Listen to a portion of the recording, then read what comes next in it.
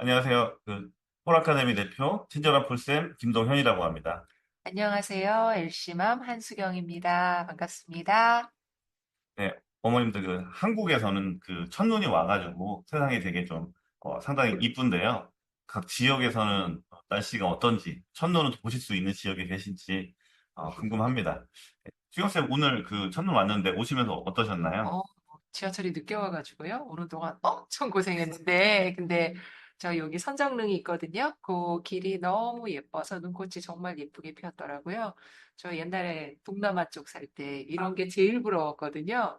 어머님도 오늘 거기 지역에 계신 분들도 있으실 텐데, 그거 좀 부러우실 것 같아요. 네, 저도 해외 살고 하면은 사계절이 있는 게 참 복이다라는 맞습니다. 생각을 진짜로 네네. 많이 합니다. 네네. 네. 그리고 네, 그러면은 저희 오늘 전달할 내용들이 되게 많기 때문에 설명회를 바로 시작하도록 하겠습니다. 오늘 저희 설명회는 이제 10학년 이하 맘을 위한 이제 입시 설명회라는 제목으로 저희가 설명회를 진행하게 되는데요. 일단 뭐 저는 이제 폴 아카데미를 운영하면서 일단 기본적으로 바른 입시 정보를 전달하는 것이 폴 아카데미 미션 중에 하나라고 생각을 하고 있습니다. 근데 이제 왜 그러냐 하면은 결국은 학부모님들이 이제 학교에 있는 선배맘들 또한 이제 회사에서 있는 선후배 맘들을 통해서 입시 정보를 구하다 보니까 뭐 개별적으로는 예를 들면은 뭐 예를 들면 SAT는 뭐 몇 점을 받는 게 좋다, 언제까지 받는 게 좋다라든지, 뭐 언제 시작하는 게 좋다라든지 이런 것들은 개별적으로는 맞는데 실제 학부모님 자녀한테 적용되지 않는 것들도 많이 있는데 이제 그런 것들을 잘 모르는 경우들이 많이 있더라고요. 그래서 그런 상담을 많이 해보면서 이제 그것이 이제 왜 중요하고 어떤 사람한테 중요한지 이런 것들을 좀 제대로 알려드리는 그런 이제 설명회가 필요하다라고 생각을 해가지고 이런 이제 기존에는 이제 왕초보맘 이런 이름으로 진행을 했었고요. 아무래도 이제 데피니션이 좀 애매할 수 있어가지고 아예 그냥 10학년 이하 맘을 위한 설명회로 이렇게 저희가 개명을 좀 해가지고 요번에 진행을 해봤습니다. 그래서 기존에는 저희가 이제 두 번에 걸쳐서 입시 구성 요소에 대해서 뭐 1시간 반 정도 다루고 뭐 다음 주든 그 다음 날이든 그다음에 이제 로드맵이란 형식으로 두 번에 걸쳐서 진행을 했던 건데요. 요번에 그냥 한 번에 그렇게 이제 해보자라고 해가지고 저희가 이제 10학년 이하만을 위한 설명회로 이게 진행을 합니다. 자, 그렇게 되고 일단 오늘 설명회는 이제 보시면 그 뭐 3부로 나뉩니다. 그래서 1부에서는 이제 대학 입학 사정관들이 입시 평가하는 요소 이런 것들에 대해서 이야기를 나누고요. 그 다음에는 이 중에서 한국 대학을 보시는 분들은 뭐 3년 특례인지 12년 특례인지 해당이 안 되는 뭐 수시인지 외국인 전형인지에 따라서 조금 다른 내용들이 있어요. 그래서 그거 잠깐 이야기하고 그 다음에 아까 어떻게 보면 다음날 저희가 했던 건데 이제 명문대학을 가기 위해서 뭐 9학년 때부터 아니면 그 전부터 좀 해야 되는 것들에 대해서 이야기를 나누고 그 다음에 3부에서는 그 위 부분에서 이야기 나누지 않았던 아니면 이야기 나눴더라도 그게 실제로 이제 우리 엘시맘께서 첫째는 이제 외고를 다니다가 그 이제 국제학교를 IB 학교를 가서 이제 SAT랑 IB 44점을 받고 영국의 LSE랑 이제 홍콩 싱가포르 대학을 다 합격을 하셨고 둘째 같은 경우에서는 이제 AP 학교를 다니면서 둘째가 이제 미국의 시카고 대학을 다니고 있기 때문에 처음에 가서 고생했던 것들이나 이런 경험들을 녹여가지고 3부에서 이야기를 나누면서 여러분들이랑 Q&A를 진행하도록 하겠습니다. 자, 그러면은 제가 뭐 1부는 뭐 제가 바로 빨리 진행하도록 하겠습니다. 그래서 이제 보통은 여러분들이 들어봤을 만한 것들은 뭐 이런 것들인데 결국은 이제 입학 사정관들은 뭐 트랜스크립트라고 하는 GPA를 이제 보게 되는 것이고 그다음에 SAT, AP, IB 같은 표준화 점수를 이제 뭐 그거를 넣는 칸이 있는 것이고 원서에 보면 그다음에 이제 뭐 한국은 해당은 안 되겠지만 추천서 그다음에 이제 수업 외에 교내 활동, 교외 활동을 이제 적는 란이 있는 것이고 그다음에 이제 한국은 없을 수도 있지만 이제 뭐 에세이, 뭐 자소서든 에세이 같은 것들이 이제 있는 국가들이 있는 것이고, 그 다음에 이제 학교별 인터뷰, 그 다음에 면접 뭐 이런 것들이 구성 요소가 되는데요. 이런 얘기보다는 어떻게 보면 저희는 그러니까 요 내용을 좀 더 포커스로 이제 저희가 알려드리려고 하는 건데, 그 앞에 부분은 어디선가 들어봤을 거라고 한다면, 저희가 볼 때는 이제 상위권 대학을 가기 위해서는 사실은, 이 앞에 있는 내용보다도 여기서 되게 중요한 것이, 제일 중요한 것이, 그, 내가 어느 나라에 어느 대학에 지원을 할지에 따라서 요거에 따라서 표준화 점수를 마무리하는 시점이 달라질 수 있고요. 그 다음에 어떤 전공을 하는지에 따라서 이런 활동, 그 다음에 그 활동에 따른 에세이나 이런 것들이 달라질 수가 있습니다. 그래서 그 중요한 것은 이제 어느 나라의 어느 대학에 갈지, 그 다음에 어떤 자격 요소가 되는지, 그 다음에 아이가 어떤 전공을 앞으로 할지에 따라서 그 내용들이 매우 달라진다는 이야기를 이제 드리려고 합니다.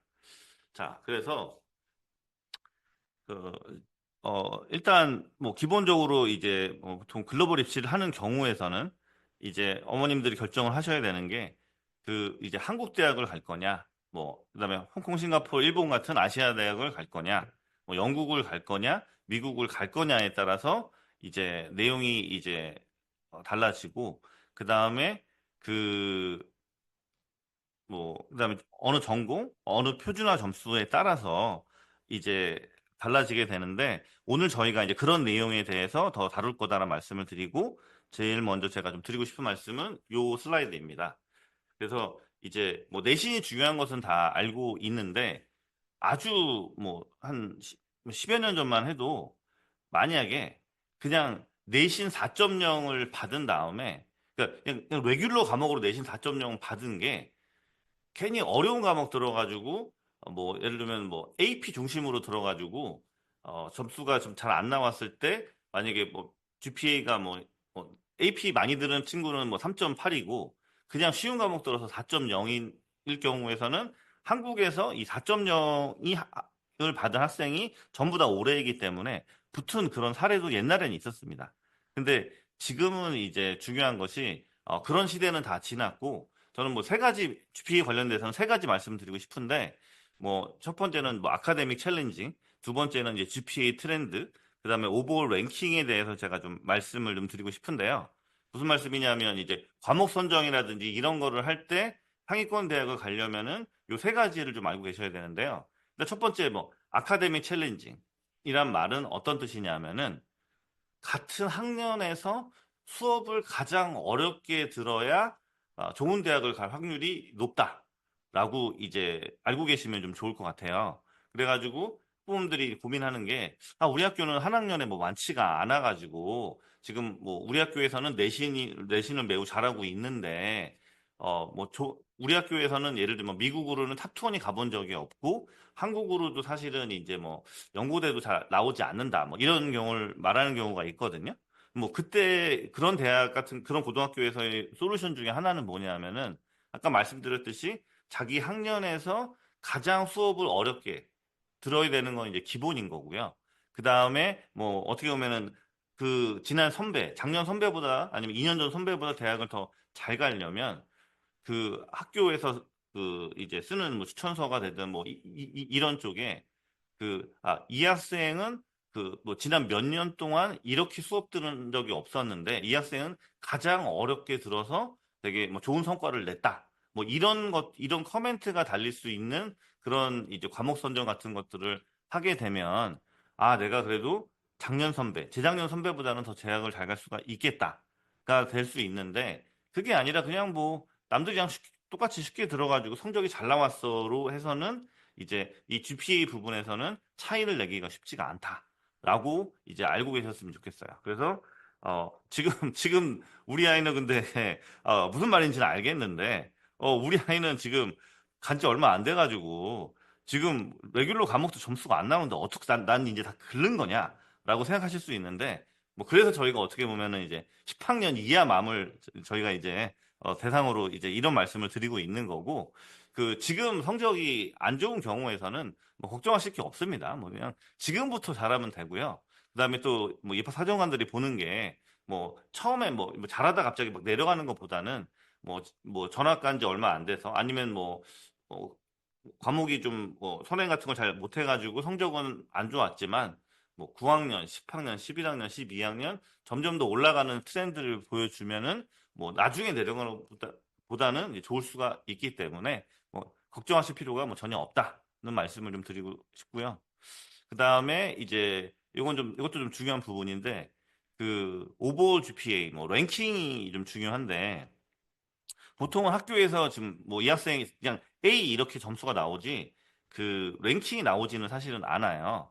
근데 이제 대학교 카운슬러, 우리는 볼 수가 없고 카운슬러가 이제 체크하는 그런 칸이 있는데, 그런 거 보면은 이 학생이 상위 뭐 1% 학생인지 뭐 5% 학생인지 25% 학생인지 이런 체크하는 란이 있거든요. 근데 이런 것들은 우리들한테는 잘 보여지지가 않기 때문에, 만약에 이제 뭐 성적을 받았는데 A가 뭐 20명이다. 그럼 엄마 나 A 받았어.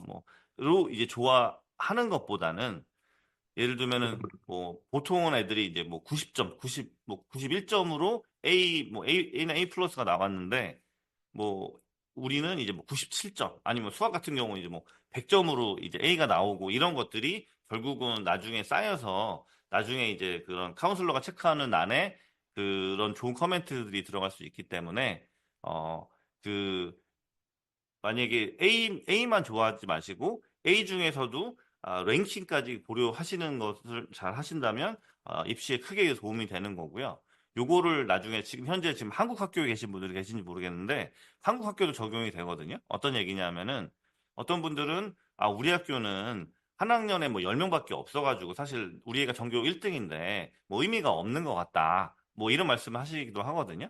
그런데 이제 그 학생기부나 이런 데 보면은 학교 평균이 나오는데, 학교 평균은 90점인데 이 학생은 항상 뭐 93점, 95점이 나왔다고 한다면, 그러니까 뭐 한두 과목이 아니라 그냥 모든 과목에서 평균보다 10점 높은 학생인 경우에서는 그냥 뭐 학교 10명인 학교에서 전교 1등이 아니라 아주 그, 그 탁월한 차이를 보이는 학생이기 때문에, 이런 데서 입학사정관들이 차이를 볼 수가 있습니다. 그렇기 때문에 어, 제가 말씀드린 세 가지, 뭐 지금 당장은 해당이 안 되더라도 자기 학년에서 가장 수업을 어렵게 듣는 수준까지는 최소한 가야 되는 것이고, 그 다음에 이제 지금 성적이 안 좋다면 계속 올라가야 되는 것이고, 그 다음에 이제 같은 뭐 A나 A 플러스라고 하더라도 이제 그 점수까지 신경을 쓰는, 그 랭킹까지 신경을 썼으면 좋겠다는 말씀을 저는 꼭 드리고 싶습니다.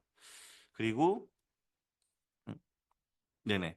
그 다음에 이제 테스코 관련돼서는 제가 어떤 말씀을 드리고 싶냐면은, 뭐 점수 높아야 되는 것들은 다 알고 계시기 때문에 제가 드리고 싶은 말씀은, 이제 뭐 전에 이제 만약에 아이비 학교에서 의대를 지원을 했을 때, 저번에 이제 뭐 코로나 인플레가 있고 막 그랬을 때 아이비 만점 받은 학생이 의대에서 다 떨어졌거든요. 3년승 내에서.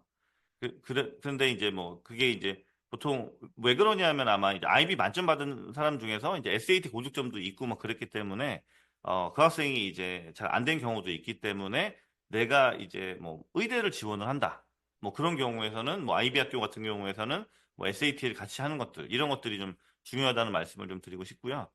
그 다음에 요것도 좀 중요합니다. 만약에 이제 아이비 학교인데, 뭐 우리가 뭐 수학 과학은 좀 잘하길래 공대 보내려고, 공대나 뭐 카이스트 목표로 해가지고 이제 뭐 HL을 매스, 피직스, 캠으로 이제 했는데, 11학년 되고 12학년 되면서 욕심이 나는 거예요.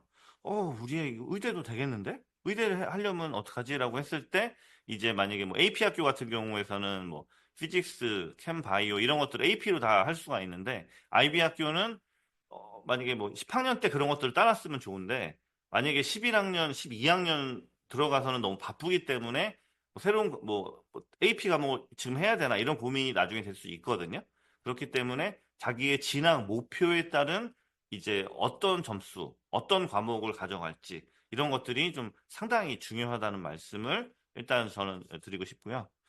그다음에 뭐 교내 액티비티라든지 이런 것들도 매우 중요한 거죠. 그래서 여기 뭐 밑에도 적어놨지만 그 한국 대학 같은 경우에서는 그러니까 그 이제 교외 학교 밖에서 하는 활동이나 이런 것들은 이제 미국 대학은 그런 것들이 매우 이제 추천돼 가지고 많이 이제 중요시 여기는데 한국 대학은 해당은 안 되지만 일단 뭐 전반적으로 제가 좀 그 말씀을 좀 드리면은 일단 뭐 교내 활동 같은 경우에서는 뭐 클럽이라든지 뭐 학생회 그다음에 뭐 봉사 활동 뭐 교내 수상 이런 것들이 있겠죠. 그래서 정 이제 할 게 없는 경우에서는 뭐, 뭐 한국 애들은 수학은 잘하니까 튜터링으로 저학년 애들 수학 가르쳐 주는 거 뭐 이런 것들은 어떻게 보면 시간이 좀 들지만 뭐 어렵진 않은 거고 그다음에 이제 뭐 학교를 좀 오래 다녔으면 스쿨 앰베서더라고 해가지고 학교에 새로운 아이들이 전학으로 오면 그런 애들한테 안녕 나 누군데 너 우리 학교 처음 왔지 내가 좀 안내 좀 해줄게 이런 이제 봉사활동들이 있거든요. 이런 것들은 사실은 뭐 시간은 좀 써먹을 수는 있지만 그래도 뭐 저학년 때부터 남을 위해서 봉사하는 걸 배운다는 점에서 좋은 것들이니까 이제 그런 것들을 뭐 저희는 이제 뭐 추천을 많이 드린다는 말씀을 드리고 싶고요. 그다음에 교외 활동이지만 사실 학교에서 뭐 예를 들면 학교 수학 클럽 선생님이 뭐 추천해가지고 나가거나 그랬을 때는 그 나중에 이제 그 기타 소리 목록표에 적어주시기만 그 서류만 적어주면 되거든요. 근데 어쨌든 뭐 경시대회, 공모전, 인턴 캠프, 뭐 자격증 뭐 이런 기타 등등이 있기 때문에 이런 것들을 이제 어떻게 나는 이제 어느 대학의 목표에 맞게 이런 것들을 뭐 몇 학년 때는 뭐 하고 이런 것들을 준비하는 것이 뭐 중요하고 그 이런 이야기 좀 살아있는 이야기는 이따가 이제 그 엘스비님께서 진행을 해주시겠습니다. 네네. 그래서 그 한국 대학 같은 경우에서는 뭐 공모전이나 인턴이나 이런 것들 캠프 참가 이런 것들은 이제 뭐 학교장의 뭐 허락을 득한 게 아니라 이제 본인이 직접 했거나 그렇게 되면은 이제 쓸 수는 없는데 일단 그 카이스트 같은 경우에서는 예를 들면은 뭐 교회 활동도 뭐 쓸 수 있고 뭐 이런 것들은 있거든요. 그렇기 때문에 일단 그 뭐 내가 어느 나라의 어느 대학을 지원할지에 따라서 맞춤 전략이 필요하다 정도로 저는 말씀을 드리도록 하겠습니다. 자, 그 다음에 저는 이제 이 특례 입학까지 제가 하고, 그 다음에 이제 해외 입학부터 2부를 이제 넘기도록 하겠습니다. 그 다음에 이 중에서 이제 한국 대학을 지원하시려는 분들이 계십니다. 그래서 그 중에서 해외에서 전 교육 과정을 마치신 분들을 보통 우리가 뭐 전교육 해외 과정 이수자 12특이라고 부르게 되는데 저희가 많이 듣는 질문이 이제 13학년 같은 경우에서는 13학년 학제 같은 경우에서는 1학년이 유치원으로 인정돼서 그 2학년부터 13학년까지의 재학이 필요하다. 이런 것들 좀 알고 계시면 좀 좋을 것 같고요. 그 다음에 어, 이제 중고교 해외 과정 이수자라고 해가지고 보통 우리가 3년 특례라고 하는데, 기본적인 룰은 있는데 그 안에 들어가는 디테일 같은 경우에서는 학교에다가 연락을 좀 해야 되거든요. 왜냐하면 이제 그 디테일은 큰 그림에서는 차이가 없는데 디테일이 안 맞아가지고 되네 안 되네 이런 경우들이 있어요. 그래서 그런 것들을 확인을 하셔야 되는데 뭐 3년 특례 같은 경우에서는 일반적으로만 말씀드리면 이제 뭐 12학년 학제 같은 경우에서는 이제 7학년부터 12학년 중에서 고교 1개 학년 포함 연속이든 비연속이든 3년 이상을 해외에서 이제 그 공부를 했으면은 이제 3특에 해당되는 것이고 13학년제 같은 경우에서는 8부터 13 중에서 고교 1년 학년 포함 연속 비연속 3년을 이제 해외에서 공부를 했으면 되는데 그 밑에 무슨 또 부모님이랑 자녀랑 전부 다 이제 함께 생활을 하고 뭐 얼마 이상 체류해야 된다 이런 룰이 있는데요. 이런 것들은 나중에 이런 뭐 디테일한 룰들이 있습니다. 근데 뭐 지금은 이제 이런 이야기를 하려는 것보다는 그거보다 좀 더 큰 그림을 그려드리려는 거고요. 그다음에 참 제가 그걸 또 까먹었네. 그 마이크를 넘기기 전에 저희 그 설명회 그 지금 82분 계신데 83분 계신데 뭐 저희 설명회 끝까지 참석을 하시면 끝에 저희가 뭐 좋은 선물 같은 것들도 준비를 해놨거든요. 그래서 보통 근데 저희는 설명회 그 처음에 시작한 분들이 끝까지 가지 중간에 빠지진 않아요. 근데 어쨌든 끝까지 가시면 뭐 저희가 뭐 또 나름 준비한 것도 있으니까 끝까지 잘 들어주시기 바라겠습니다. 그래서 이제 한국대학에서 12년 특례와 3년 특례의 자격 기준을 말씀을 좀 드렸고요. 그 다음에 이제 근데 우리 애는 그건 아니고 부모님과 상관없이 그냥 따로 우리가 유학 갔다. 뭐 그런 경우에서는 그 한국에서 이제 재외국민 전형은 지원할 수가 없는 것이고 이제 한국에 이제 수시로 지원을 할 수가 있습니다. 그래서 뭐 한국 아이들이 그냥 그 국내 고에서 하듯이 뭐 학생부 종합 교과 실기 논술 뭐 이런 것들이 있는데 실제로 사실상 뭐 한국 학생들을 아니, 해외 고등학교 졸업자를 합격시키는 전형은 사실상 이제 학생부 종합이라고 보시면 되고요. 뭐 서울대 일반 전형을 붙는 학생도 이제 있고, 그다음에 가장 많은 것이 연대 언더우드에서 이제 학생부 종합 국제형으로 해가지고 그 상당히 많은 학생, 뭐 거의 뭐, 해마다 좀 달라지긴 하지만 그 뭐 거의 뭐 100명에 가까운 아이들이 이제 이 전형으로 들어올 수 있기 때문에 요 전형에 대해서 이제 해외고 학생들이 그 연대를 목표할 수 있는 것이고 그다음에 뭐 한동대 글로벌 인재 뭐 요런 데들이 이제 있고 그 외에서는 뭐 수능 최저를 하기도 하고 그다음에 실기가 필요하기도 한데 사실상 해외고를 선호하지는 않는다는 말씀을 드리고 싶고 그 외에 이제 6개 대학에 지원 해당되지 않는 것이 뭐 카이스트 전형 이런 경우에서는 한 30명을 합격시키는데 실제로 입학하는 경우는 15명 정도 되는 것 같거든요. 왜냐하면 의대로 빠지고 뭐 딴 데로 빠지면서. 근데 뭐 카이스트 전형도 이제 우리가 노려볼 수 있고 뭐 사관학교 이런 것들도 뭐 6개 전형에서 빠지기는 합니다. 그래서 이제 그 재외국민 부모님이랑 같이 이제 해외 나가지 않은 경우에서는 이제 이렇게 해당이 좀 문이 좀 상대적으로 좁다라고 보시면 될 것 같고요. 그 다음에 어떻게 보면 문이 되게 넓을 수가 있는데 요거의 조건은 중학교 3학년을 마치기 전에 그 이제 자녀랑 양 부모님이 모두 해외 시민권자인 경우에서는 외국인 전형에 해당이 돼요. 근데 이렇게 되면은 어떻게 보면 12년 특례보다도 대학 가기가 더 쉽기 때문에 만약에 혹시나 뭐 지금 뭐 온 가족이 만약에 해외 시민권을 얻을 계획이 있다고 한다면 중3 이전에 하셔야 된다는 말씀을 드리면서 저는 일단 그 제가 좀 일반적으로 원론적인 얘기들을 제가 이제 했고요. 지금부터는 우리 또 엘씨맘이 본인의 경험을 담아서 이제 진행을 하도록 하겠습니다. 그러면 이제 네. 설명해 주시죠. 네네.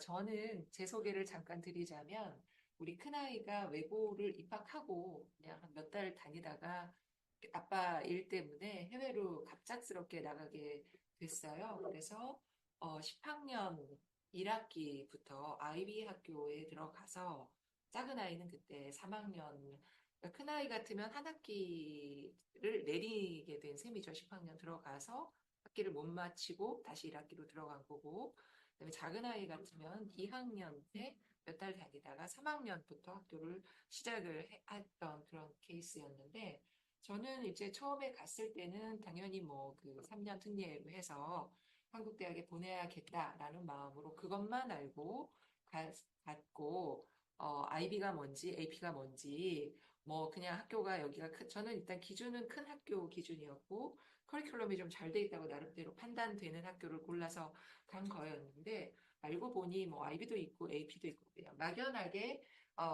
뭐 AP라는 게 있고 IB라는 것만 있었지 구체적으로 어떤 커리큘럼인지 모르고 갔었어요.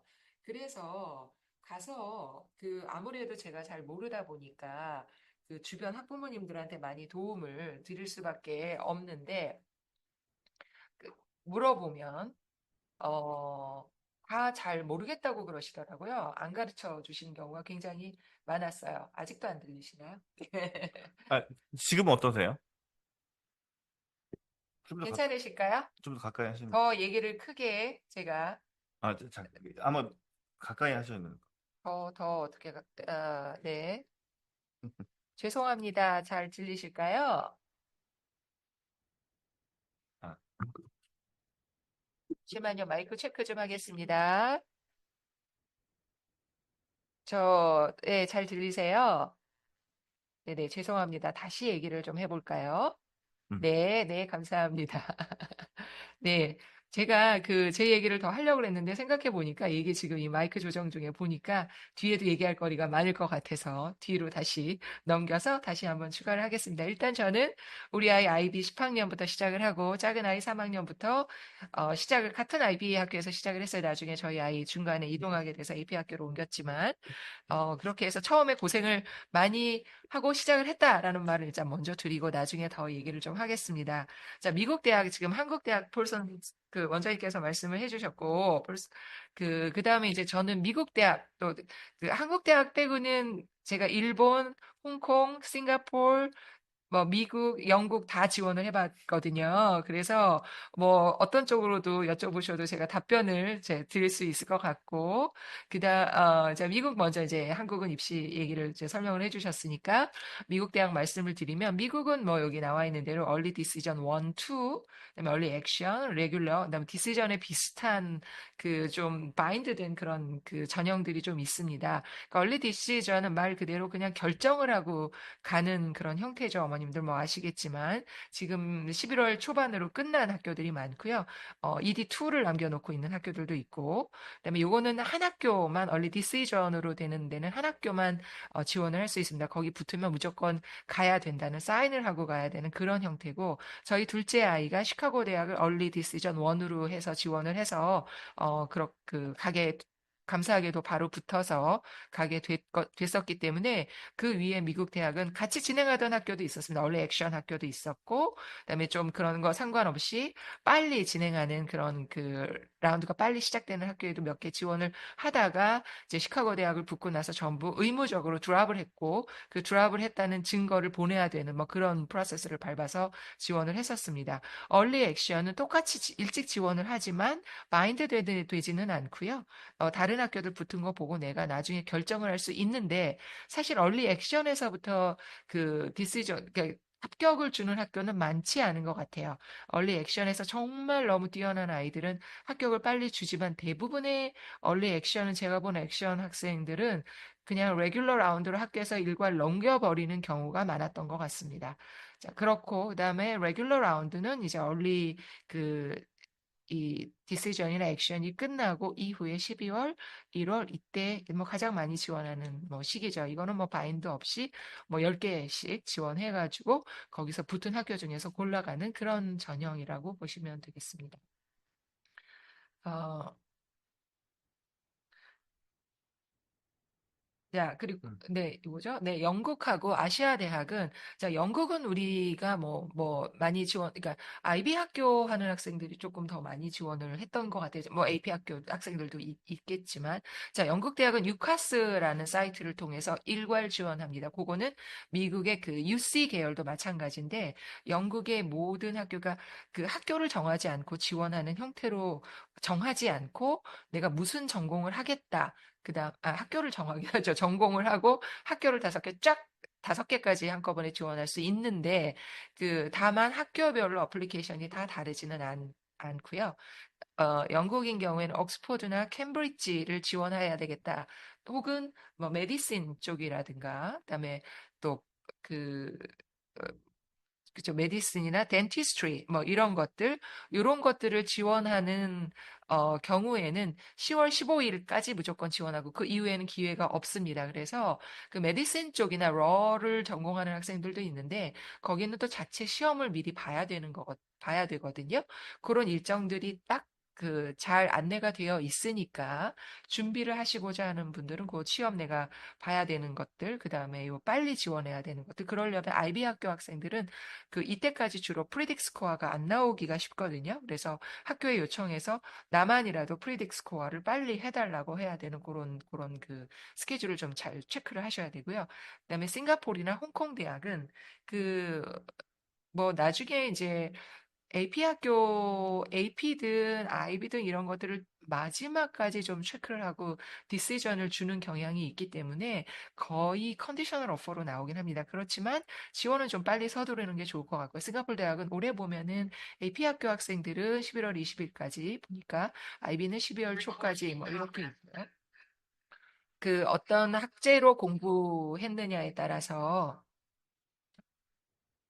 공부했, 공부했느냐에 따라서 조금 그 데드라인이 다르기 때문에 그것도 미리미리 체크하는 거. 홍콩 대학은 라운드가 있는데 일단 지금 올해 같으면 11월 27일까지가 퍼스트 라운드인데 이후에는 롤링으로 진행이 되더라고요. 이제 여기서 라운드와 롤링의 차이를 좀 말씀을 드리면 라운드는 딱 데드라인이 정해져 있고 그 데드라인까지 나온 어플리케이션을 학교에서 일괄 검토한 후에 일괄 디시전을 주는 거를 라운드라고 합니다. 근데 롤링 베이스라고 진행을 한다 그러면 그 데드라인은 물론 있어 언제까지 내라는 정해져 있는데 빨리 낼수록 그냥 오는 순서대로 학교에서 체크를 하고 그 어드미션을 계속 주는 형태로 진행을 하기 때문에 일단 롤링이라는 말이 들어가 있다. 그렇게 되면은 지원을 서둘러서 지원을 해야 된다. 왜냐하면 이미 좋은 학생들 보이는 대로 어드미션을 줘버렸기 때문에 내가 나중에 지원하면은 상대적으로 디시전을 못 받을 수도 있고 디시전이 늦어질 수도 있는 그런 여지가 있거든요. 그래서 롤링이라는 말이 있는 그런 그 형태라 그러면 빨리 지원을 서둘러야 된다. 이런 것들을 좀 주지하시면 좋겠습니다. 일본 학교가 빠졌었지만 일본 학교도 비슷한 시기에 홍콩대처럼 이제 뭐 11월, 1월, 2월 뭐 그 학교에 따라서 조금 좀 스펙트럼이 넓게 되어 있으니까 학교별로 좀 체크를 하셔서 지원을 하시면 좋겠네요. 자, 그래서 진짜 뭐 미국 해외 대학을 좀 말씀을 드렸고요. 이제부터는 여기 계신 어머님들이 다 10학년이야. 어리게는 초등학교 그 그레이드 1부터 지금 와 계셔서 아, 그레이드 훌륭하십니다. 3도 있고 네, 그래서 이제 미리미리 이렇게 알아가셔서 계획을 세우는 건 뭐 너무 중요한 거기 때문에 자 그렇지만 결국은 입시라는 거는 그 나중에 하이스쿨부터가 상당히 그거를 가지고 지원을 하는 거니까 저학년 때는 그 하이스쿨의 어떤 최대한 역량을 발휘하기 위한 그 준비로 하나하나 쌓아 나간다 그러면 이제 뭐 8학년, 7학년 되신 어머님들이나 현재 9학년, 10학년도 아직 시간은 많이 있기 때문에 아, 요 그럼요. 학년별로 이 체크를 좀 그 로드맵을 잘 세우셔가지고 준비를 한다면 좋은 결과를 얻을 수 있을 거라고 생각합니다. 저도 10학년부터 이제 맨 땅에 헤딩하는 형태로 그 전까지는 저희 아이는 국제학교 경험 전혀 없고 한국말로 했었고 그냥 10학년 가자마자 영어로 해서 그래도 IB 점수 잘 받았고 공부를 했으니까 얼마든지 늦게 그 시작 시기는 중요하지 않고 다만 지금부터 어떻게 준비하느냐에 따라서 결과는 다르게 내드릴 수 있다. 이렇게 좀 생각을 하시고 접근을 하시면 좋을 것 같습니다.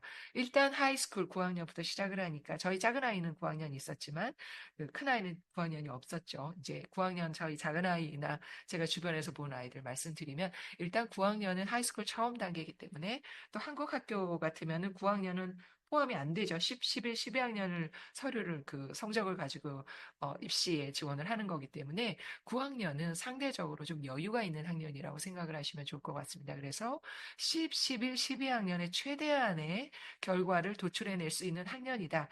최대한 많이 경험을 해보자. 트라이얼하는 그런 시기다라고 이해를 하시면 좋을 것 같고요.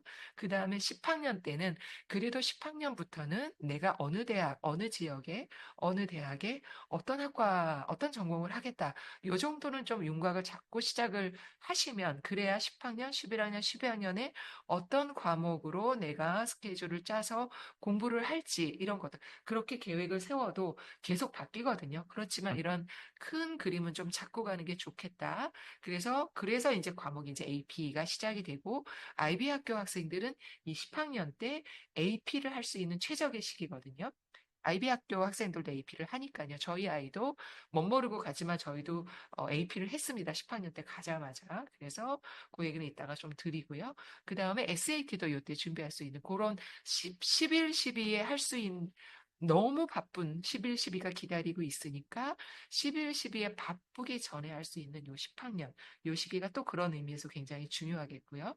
그다음에 11학년은 IB 시작하고 AP 학교에서는 AP를 가장 많이 듣는 학교고 A레벨도 마찬가지로 이제 AS 시험 봐야 되죠. 11학년 끝나면 이때도 과목 전공 관련된 과목을 정하기 때문에 요 11학년이 어떻게 보면 고등학교 중에서 가장 중요한 학년이라고 볼 수 있습니다. 그래서 10학년 때 그 준비가 잘 돼야 11학년을 잘 보낼 수 있고, 그 준비가 또 잘 돼야 12학년에 마지막으로 11학년까지 못했던 거를 12학년에 이제 보충하는 그런 시간이기도 하고, 뭐 미국이나 해외 대학 준비하는 학생들은 지원해야 되는 시기이기 때문에 이제 11학년은 그런 면에서 접근을 하고, 12학년은 11학년에 못했던 거 이제 메이크업 하면서 동시에 지원하는 그런 시기라는 거를 이해하고 학년별로 넘어가면 좋을 것 같습니다. 자, 이제 9학년부터 시작을 해보겠습니다.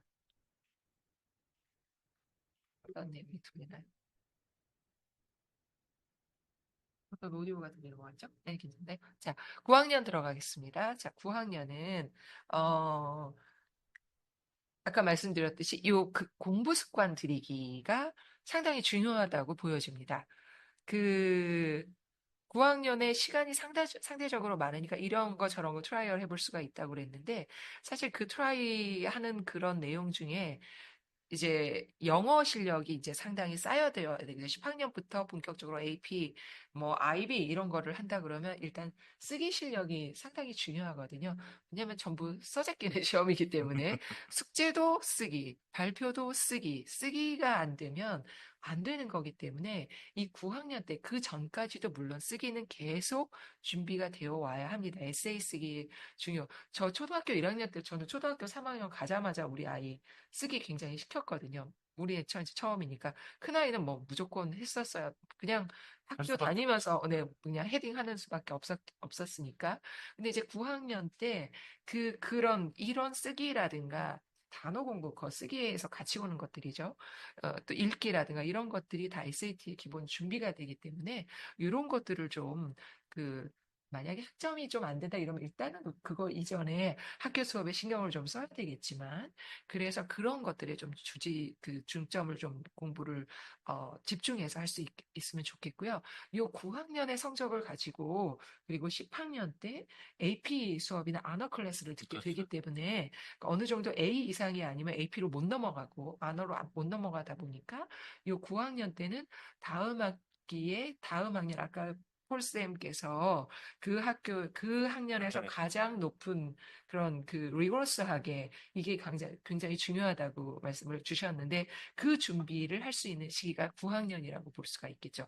물론 이렇게 아주 우수한 학생들은 8학년 때 이미 10학년 수학도 듣고 11학년 수학도 듣고 꼭 그런 애들이 하버드 가더라고요. 그래서 뭐 이미 뭐 8학년, 9학년 때 그거 끝나고 10학년부터 컬리지 레벨 수업 막 듣게 해주고 뭐 이러는데, 뭐 우리는 평범한 학생들이니까 그런 아이도 있지만 그래도 내 나름대로 최대한 아웃풋을 만들어 보자 이런 목표로 가면은 좋겠습니다. 그 다음에 액티비티인데요. 그 10학년부터 11, 12 요 액티비티 학생 활동 내역서를 내죠. 한국 대학 같으면 그 미국 대학도 활동 내역서 그 액티비티 엄청 중요한데, 9학년 때는 이제 좀 꾸준하게, 그러니까 스탠포드 대학의 그 어머님들 사이트에 들어가 보면 액티비티 뭐 많이 안 해도 돼. 한 서너 개 좀 집중적으로 할 수 있도록 그렇게 두세 개라도 할 수 있도록 하는 게 좋아라고 아예 대놓고 써 있는데, 근데 그 대놓고 두세 개를 고르기 위해서는 나한테 맞는 거를 골라야 되잖아요. 이 시기가 바로 9학년이라고 보시면 됩니다. 9학년 때는 상대적으로 뭐 큰 이제 웨이티드 되는 그런 과목들이 없고 거의 레귤러로 채워지기가 쉬우니까, 물론 이제 그 AP 하는 학교도 하나 정도는 할 수 있을지 모르겠습니다만은 그 액티비티를 최대한 많이 좀 어, 본인이 해보고 나서 10학년 때 나한테 맞는 거를 좀 고르는 그런 시간으로 9학년을 보내면 좋을 것 같아요. 자, 10학년 왔습니다. 10학년 때는 SAT를 한번 해보면 좋을 것 같아요. 제가 우리 큰아이는 SAT 10학년 끝나고 했습니다. 뭐 당장 할 수가 없었기 때문에. 작은 아이는 자기가 자신 있다고 10학년 끝나고 했습니다. 그래서 나중에 둘 다 큰 아이는 어쩔 수 없으니까, 작은 아이는 후회를 좀 했어요. 에이, 빨리 할 걸, 빨리 시작할 걸.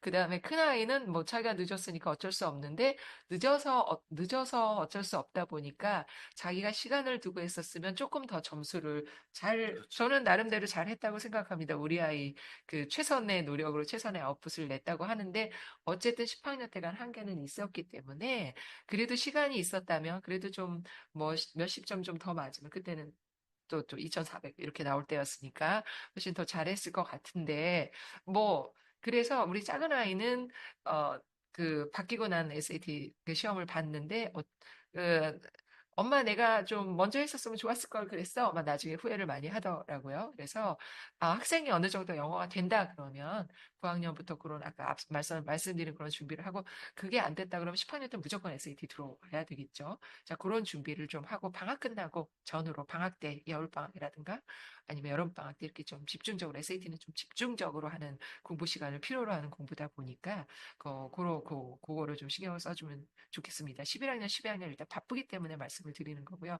이게 준비가 잘 안 되면 11학년 그 바쁜 시기에 SAT가 어쩔 수 없이 겹쳐집니다. SAT가 언제까지 시간이 걸리나요?를 많이 물어보시는데 시험 잘 볼 때까지니까 내 마음에 들 때까지니까 마음에 드는 점수는 웬만하면 뭐 1500대 후반, 1600까지 가니까 그건 언제 끝날지 모르는 거죠. 그렇지만 그래도 어느 정도 1500대 뭐 중반을 목표로 하는 분들 지금 학년에서 많이 계실 테니까 그 정도까지는 그래도 1500 중반까지는 10학년 끝나기 전에 10학년, 11학년 들어가기 전까지 그렇게 목표를 잡고 준비를 하시면 좋지 않을까 싶습니다. 그리고 이제 이때 AP를 몇 과목 들을 수 있는 시기죠. 학교에 따라서 어떤 학교는 저희 그 작은 아이가 처음 이제 학교를 두 번 이제 옮겼는데 근처에 있는 학교 보내다가 제가 조금 학교가 작아서 큰 학교로 옮겼는데 근처 학교가 AP 학교였는데 그 학교는 11, 12학년에만 무조건 됐고 그다음에 K클래스 같은 것도 AP 다음에 무조건 BC로 넘기는 그런 학교였습니다. 그래서 전 그거 싫어서 옮겼거든요. 저는 제가 아니라고 판단되면 학교를 옮기기도 했습니다. 그거는 이제 학교 케이스들이 있기 때문에. 네. 그래서 그 큰아이 같으면은 10학년 때 가자마자 그런 말 있죠. 그 최근에 한국에서 온 아이가 그 학교 지금 제일 공부 잘한다고. 그래서 우리 아이가 최근에 온 학교다 보니까 그리고 이제 그래도 외고를 갔기 때문에 한국에서 공부를 조금 했습니다. 했고, 그리고 우리 그 아빠가 이제 주재원 뭐 외국으로 발령 가게 되면서 그 외고에는 이제 국제반이 있었으니까 급 글로 넣어가지고요. 거기서 조금 그 수학은 좀 접하고 가서 수학 시험을 잘 봤습니다. 입학 시험을 만점을 받아서 제일 좋은 반으로 그렇죠. 배치된 게 그 스태티스였어요. AP 스태티스틱스 IB 학교였지만 그래서 어쩔 수 없이 AP 스탯을 받고 그다음에 애가 공부를 하다 보니까 그 중학교까지 고등학교 좀 한 그 수일 요즘 말하면 그거 보니까 자기가 캘큘러스를 한번 보니까 볼만하다는 거죠. AP 칼 BC를. 그래서 칼 BC는 혼자 1학기 때는 정신이 없어서 못했고 적응하느라고 2학기 때 시작하면서 칼 BC를 해서 그 두 개의 시험을 봤죠. 그때는 그냥 아무 생각 없이 그냥 한국 입시를 위해서 준비를 했어요. 뭐가 많으면 좋겠지. 그냥 저도 모르고 아무것도 모르고 많으면 좋겠지 하고 했는데 의외로 그 칼비씨가 아이비가. 아이비 매스에 너무 큰 도움을 받아서 그 다음부터 11학년 때부터는 좀 친한 그리고 수학을 조금 하는 친구들한테는 후배들한테 저도 그렇고 엄마들 동네 학부모님들한테 야 칼비씨 해라 너무 좋더라 우리 의 칼비씨 그냥 아이비 수학 껌이라더라 뭐 그 수학을 신경 안 쓰는 시간을 다른 과목에 공부를 할 수 그렇죠. 있었어서, 네.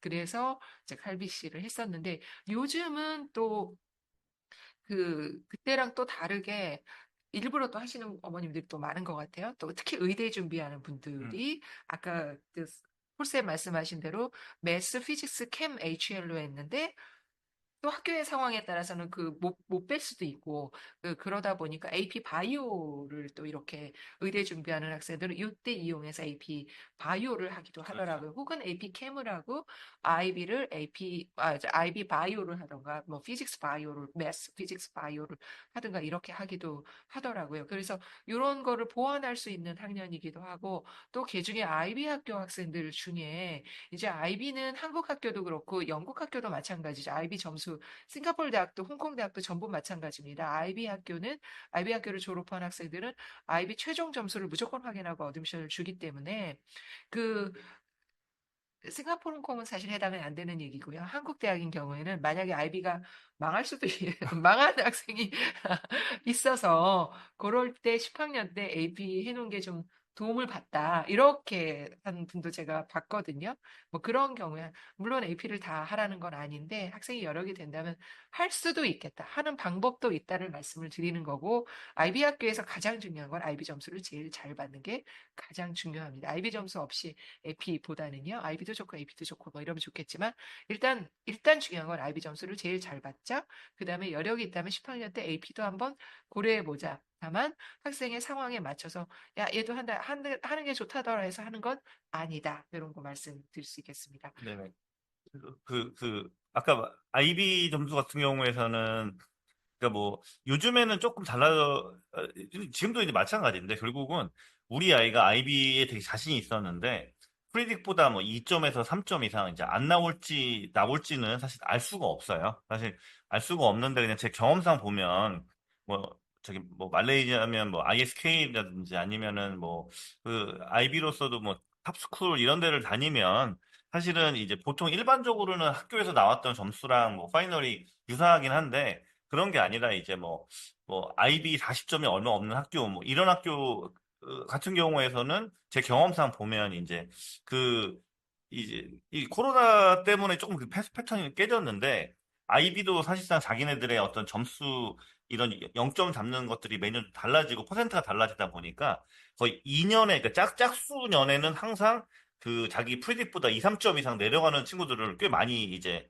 만나서 그냥 그러니까 짝수 해면 그 IB 점수가 그 꼭 잘 안 나오고 뭐 이런 것들이 많이 있었어가지고 그래서 이제 어떻게 보면은 이제 뭐 AP나 SAT 점수를 갖고 있었던 학생들은 이걸로도 이제 IB 점수가 뭐 43점 예상했는데 38점이 나와가지고 막 울고불고 했는데도 뭐 SAT 점수가 높고 막 AP 점수가 있어가지고 뭐 연고대 붙는데 어려움이 없었고 뭐 이런 친구들이 이제 뭐 있다는 말씀을 좀 드리고 싶고요. 그다음에 하나만 더 말씀드리면 그 그러니까 결국은 이제 아까도 말씀드렸듯이 요즘에 뭐 카이스트 가면 되지라고 하다가 이제 욕심이 나는 학생들 같은 경우에서는 결국은 바이오를 뭐 그러니까 바이오를 이제 언제 해야 되냐라고 했을 때 뭐 AP 바이오로 채운다고 해서 언제 해야 되냐라고 했을 때 그게 이제 보통은 저희가 추천드리는 건 이제 10학년이거든요. 무슨 말씀이냐면은 이게 결국은 IB 학교에서 제일 뭐 영국제 학교에서 제일 널널한 기간이 언제냐라고 한다면 물론 뭐 학생은 다르게 느끼겠지만 그래도 이제 10학년 기간이 이제 그 IB 1년 차 A 레벨 그로 가는 그 기간 보다는 훨씬 더 좀 더 수월하기 때문에 이제 이때 과목 선정을 이제 뭐 이때 뭐 AP나 이런 것들을 하는데 그냥 이때 결국은 뭐 공부하는 것들이 뭐 일반적으로는 IB에서 HL로 할 과목들을 미리 한다라고 그냥 선행한다라고 보시는 것도 저는 뭐 괜찮을 수 있는 것 같고요. 근데 만약에 일단은 그 공대를 준비하면서 의대를 쓸 사람들은 10학년 때 AP 이제 바이오를 해야 되는데 이제 이때 제가 드리고 싶은 말씀은 이, 뭐 저희 블로그에도 좀 써놨는데, 이제 역사 과목, 그 다음에 문학 과목, 그 다음에 이제 뭐, 뭐, 특히 이제 물리, 뭐 이런 과목들은 만점이 안 나와요. 만점이 안 나오고 점수가 너무 낮은 거예요.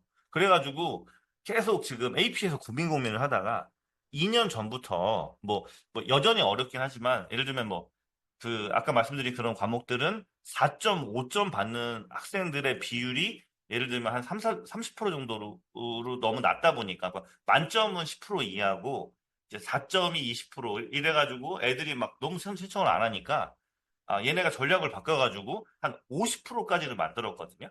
그래서 예를 들면 뭐 만점자가 한 20% 나오고 4점이 이제 그 30% 정도 나오게 되면은 뭐 한국에서는 사실 뭐 4점을 낮게 보지만 뭐 역사 과목이라든지 그런 그다음에 뭐 AP 잉글리시라든지 그다음에 뭐 피직스 이런 과목들은 뭐 쉬운 과목은 아니기 때문에 여기서 이제 뭐 한 4점 이상 받을 수 있는 확률이 상당히 높아졌다. 그래서 그거 받았다가 막 괜히 2점 받는다, 3점 받는다, 뭐 이런 얘기들이 많이 있었는데 지금은 그게 조금 변했기 때문에 좀 어떻게 보면 이런 게 주요 과목이거든요. 그래서 AP AP 아, 환경과학 뭐 이런 것들은 이제 쉬운 과목인 거고 이게 이제 메인 과목인데 이제 메인 과목에서도 5점 받을 수 있는 비율이 늘어났기 때문에 이런 것들을 도전해 볼 만은 과거보다는 훨씬 좋다라는 말씀을 드리면서 다음 오도하겠습니다. 네네네. 그 다음에 그 10학년 때 이제 액티비티에 대한 말씀을 드리면, 아까 9학년 때, 뭐, 다양하게 시도를 해봐라. 이렇게 말씀을 드렸잖아요. 이제 10학년 때는 좀 정해야 될 것 같습니다. 내가 좀 꾸준히 12학년까지 계속 갈 수 있는 그런 활동을 정해서, 그래야 나중에 리더도 시켜주거든요. 또 중간에 11학년부터 하면 리더 안 시켜주니까. 그래서 전공 생각하시고, 그 다음에 아이가 그거를 꾸준히 해낼 수 있는 그런 액티비티를 좀 선정을 하셔서 10학년 때부터는 꾸준히 할 수 있도록 그렇게 좀 준비를 하시면 좋을 것 같습니다. 11학년으로 들어가겠습니다. 11학년은 해외 대학에서는 특히 가장 중요하고요.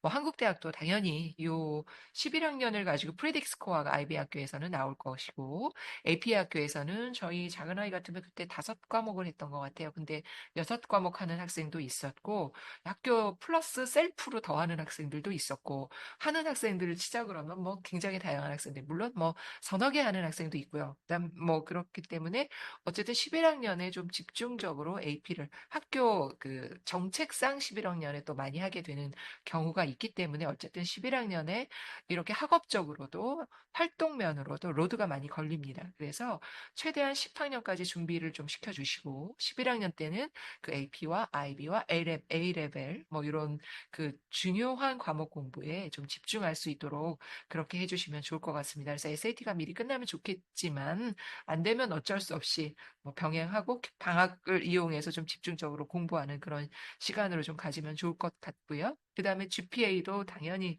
11학년까지, 미국 대학 같으면 뭐 11학년까지는 들어가니까, 그 다음에 12학년 초반까지는 들어가는데 거의 선생님들이 잘 주기 때문에 11학년까지 공식적으로 나오는 리포트 안에 점수가 좋을 수 있도록 학점에 많이 신경을 써주시면 좋을 것 같습니다. 뭐 IB도 이제 뭐 2위까지 이렇게 생각을 할 수 있겠지만, 그거는 일단 그 학교의 스텝 바이 스텝으로 잘 따라가시면 학생들 잘 해나갈 수 있을 거라고 생각이 들고요. 그 다음에 이제 AP 과목 선정이라든가 IB 과목 선정이 그 전에 이루어져야 되는 거겠죠. 전공을 생각하고, 이제 과목 선정이 이루어져야 되는데, 그 사실은 전공을 좀 모를 수 있습니다. 제가 10학년 때 어느 대학에 해외로 갈지 이것도 사실은 명확하지 않은 경우도 많고요.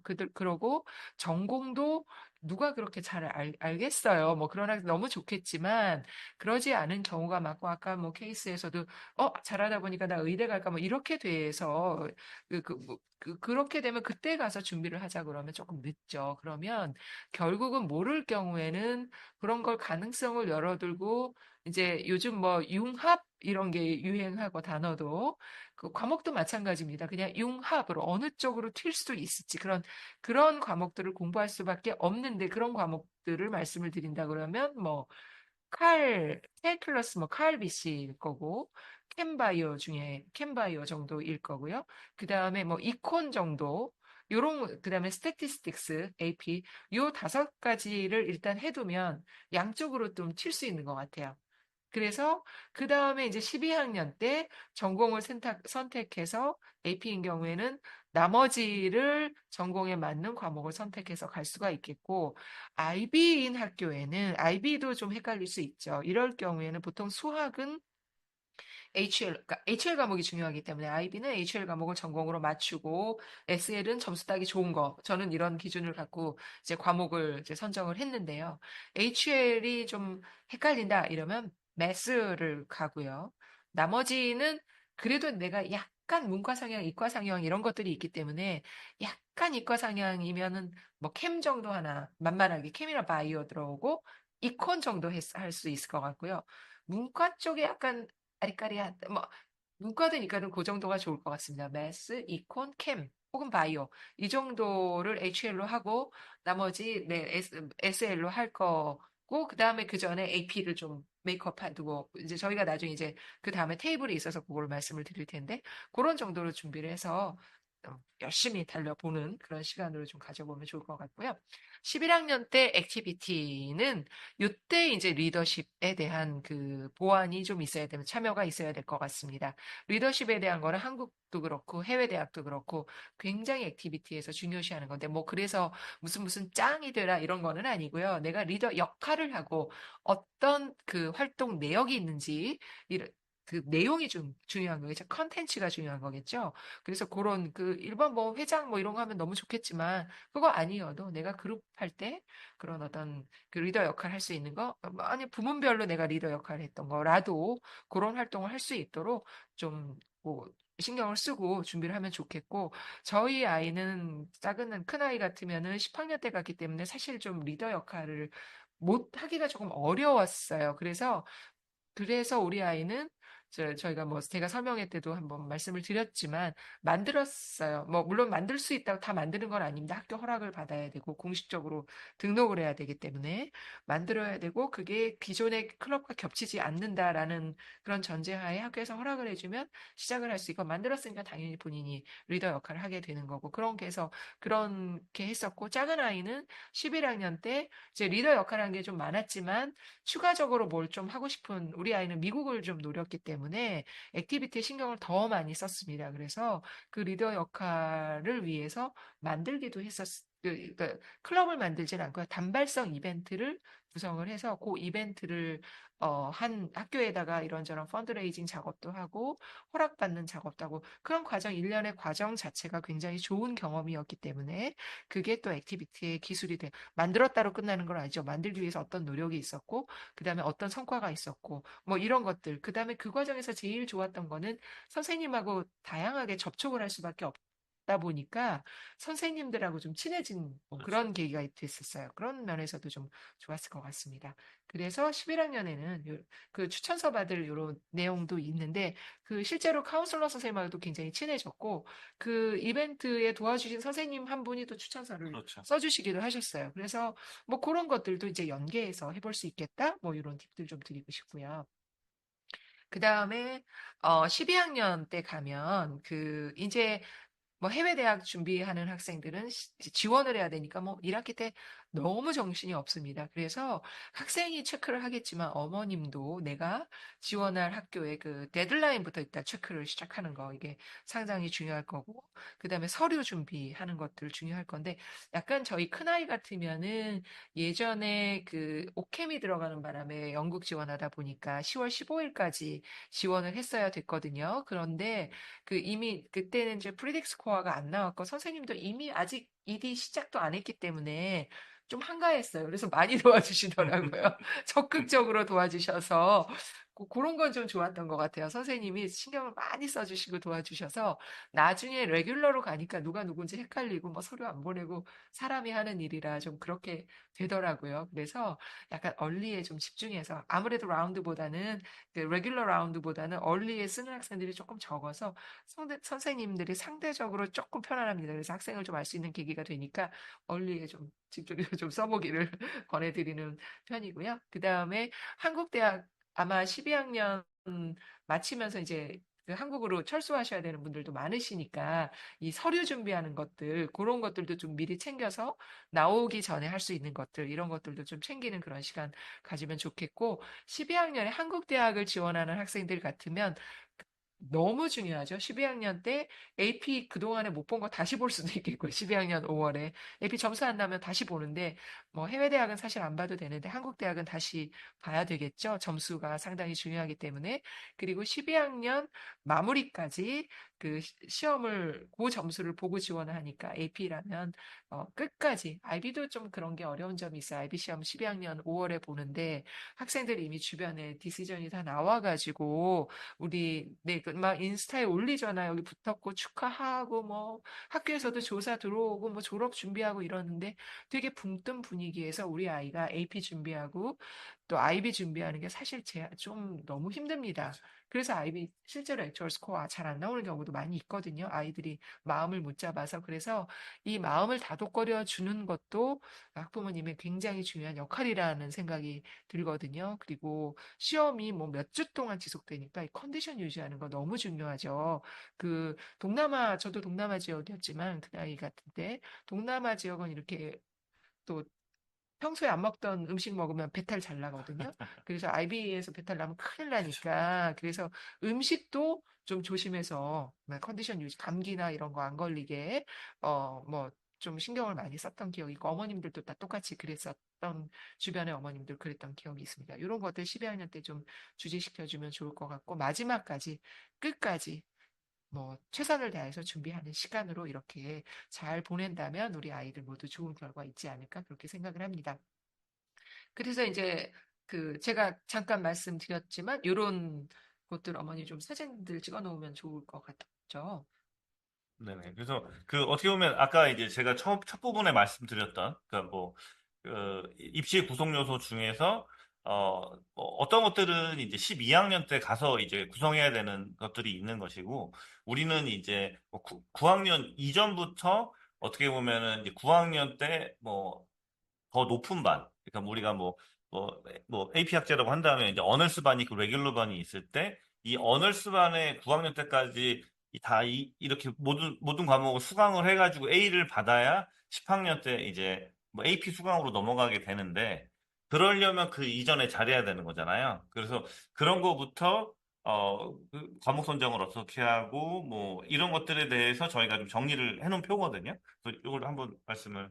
네네네. 이제 뭐 위에는 뭐 GPA가 IB 학교 학생들 어머님들이 보시면 좋을 것 같고요. 그다음에 밑에 표준화 점수 쪽에 이제 AP, SAT 이런 것들은 AP 학교 어머님들이 보시면 좋을 것 같은데 IB 학교 어머님들도 AP를 고려하신다, 여유가 돼서 하신다 그러면 이런 정도로 보는데 사실 여기 학년을 나눠놨지만 학교에 따라서 꼭 요 학년 때 요렇게 하라는 거는 아닐 수도 있고 여기에는 또 셀프로 학교에 AP가 개설이 돼 있지만 아까 그 학년 제한 때문에 혹은 내가 학교에 개설이 안 돼 있는 그런 과목들 때문에 전공을 생각한다 그러면 학교에서 개설된 거 하다 보면 내가 학교에 개설돼 있음에도 불구하고 셀프로 해야 될 수밖에 없는 그런 상황들이 있거든요.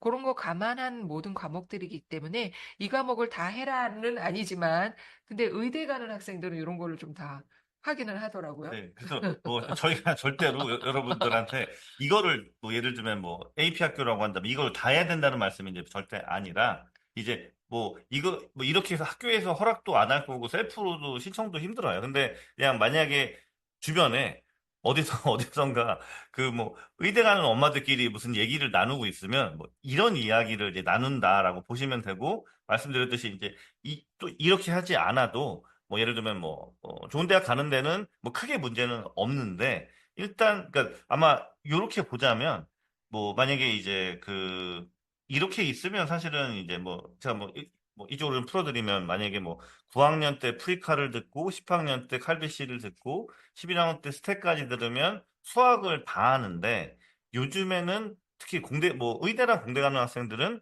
그러면 뭐 셀프로 하든지 아니면 학교에 그런 수업이 있으면 그 이제 뭐 멀타이 베리어블이라든지 그 대학 수학을 듣는 경우들도 있어요.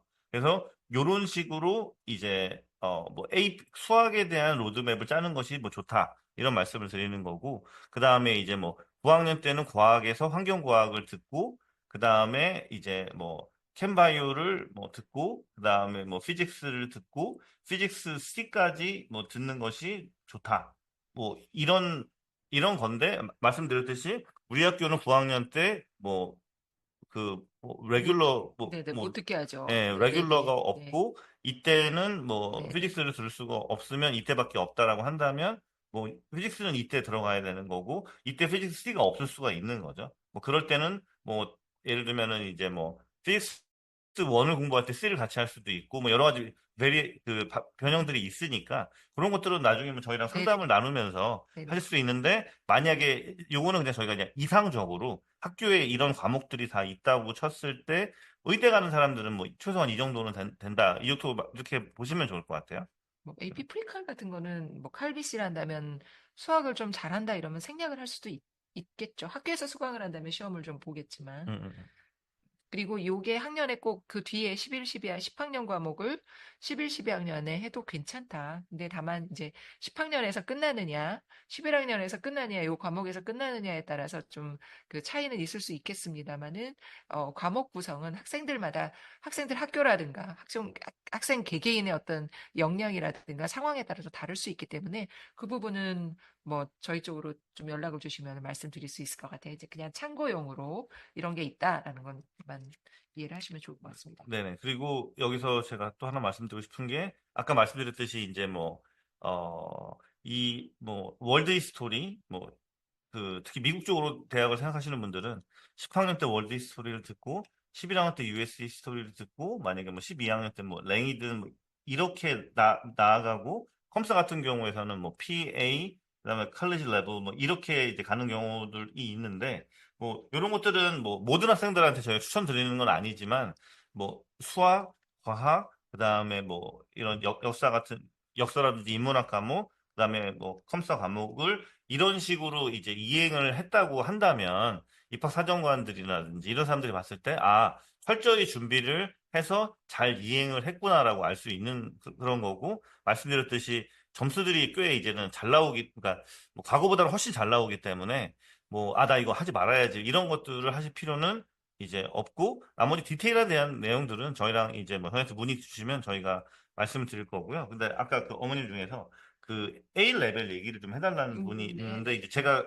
조금 네네. 토론하고 네네. 설명하시면 되는데 저는 이제 A 레벨 학교들, 그러니까 영국제 학교들에서 제가 먼저 드리고 싶은 말씀은 사실은 90학년이 중요하다는 말씀을 드리고 싶고 다른 말로 GCSE가 중요하다는 말씀을 일단은 드리고 싶어요. 근데 뭐 GCSE가 뭐 그렇게 중요하냐 몇 프로 들어가냐 뭐 라는 말보다는 한국 대학은 그냥 10학년 때 성적은 중요한 거고 뭐 영국 같은 경우에서 영국도 이제 뭐 혹시나 아이가 뭐 옥스브리지를 목표로 한다면 GCSE 성적도 고려를 하기 때문에 중요한데 만약에 뭐 요거는 이제 소수의 학교만 해당이 되는데 혹시 영국제 학교 중에서 시험 봐서 들어가는 학교들이 있거든요. 뭐 중동에도 그런 학교들이 있는데 그런 데에서는 이제 보통은 GCSE 같은 경우에서는 뭐 한 뭐 일곱 과목 여덟 과목 정도가 거의 이제 학생이 듣는 맥스인데 뭐 학교에 따라서 뭐 GCSE를 10과목 뭐 12과목까지 듣게 하는 학교들이 이제 있더라고요.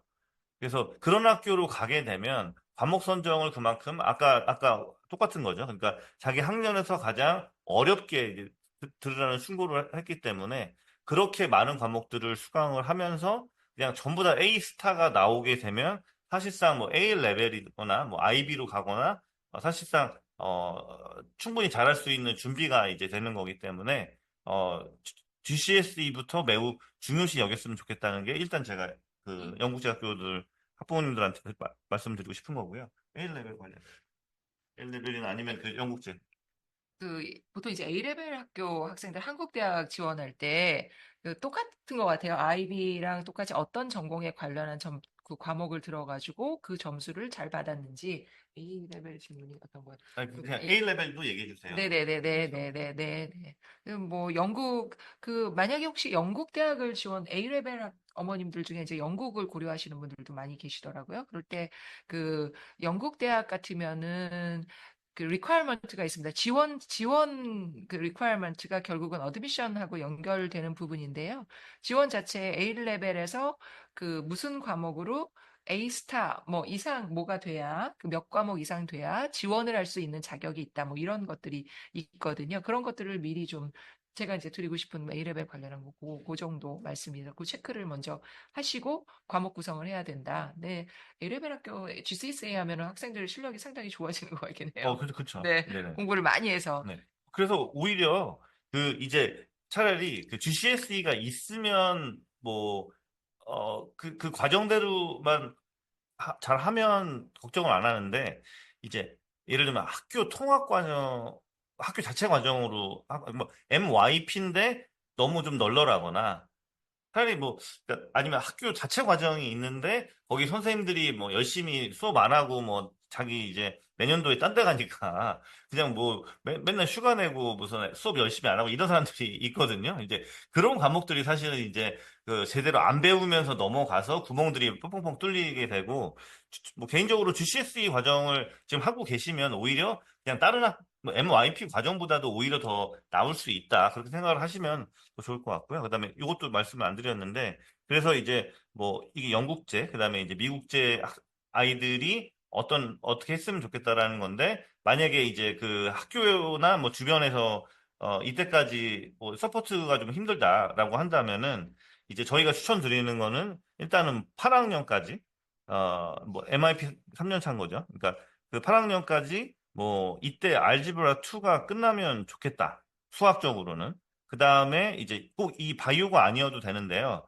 8학년, 9학년 때까지 기본적으로 이제 레귤러 그 뭐 과학 과목이 이제 끝나야 결국은 10학년 때부터 AP 수강이 가능하기 때문에 이때까지 뭐 그 이게 뭐 레귤러 수업을 들어라 뭐 어너스 말고 레귤러 들어라 그 말이 아니라 그 어떤 학교에서 하는 그런 과학 과목을 공부를 준비가 돼서 이때 AP를 들었을 때 전혀 나 하나도 모르는 데가 안 됐으면 좋겠는데 요거는 이제 뭐 한국에서 같은 경우에서는 사람들이 좀 선행을 하고 가거든요. 그래서 뭐 한국 중학교 과학이라든지 아니면 뭐또 문과 과학을 어느 정도 공부를 하다 가는 분들이 있어요. 그런 경우에서는 이제 커버가 되는 거고 그런 게 안 됐을 때 이런 레귤러 과학을 이때까지 공부를 해 놓으면 이때 AP를 하는데 어려움이 없다는 말씀을 드리는 거고 수학 같은 경우에서는 뭐 알gebra 2를 9학년 때도 상관은 없는데 그냥 저희의 가이드라인은 이렇게 공부를 해 놓으면 이때 칼비시를 일찍 하기 때문에 뭐 그다음에 이제 수학에서 뭐 필요하다면 뭐 대학 수학도 이제 그 12학년 때 끝낼 수 있는 그렇게 앞서 나간다라고 보시면 되고 말씀드렸듯이 이거보다 1년이나 심지어 뭐 2년 늦어도 뭐 좋은 대학 가는 데는 뭐 크게 문제는 없습니다. 아마 이제 의대랑 아마 뭐 아무래도 의대겠죠? 네네. 의대 빼고는. 의대 네. 가는 데는 아마 요걸 따라가시면 네. 따라가거나 1년 정도 늦어도 아 근데 의대는 요즘에는 말도 안 되는 학생들이 너무 많아서 의대는 이걸 따라가시고요.